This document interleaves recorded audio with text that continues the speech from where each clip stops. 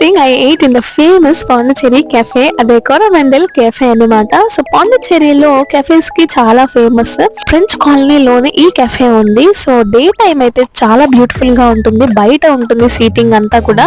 So బయట అంతా చాలా ట్రీస్ ఉంటాయి అన్నమాట. ట్రీస్ మధ్యలో టేబుల్స్ వేసి కూర్చుంటారు.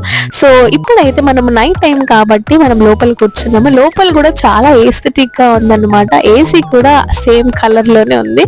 సో స్లో మ్యూజిక్ తో అలాగే డిమ్ లైటింగ్ తో వైబ్ అయితే చాలా బాగుంది.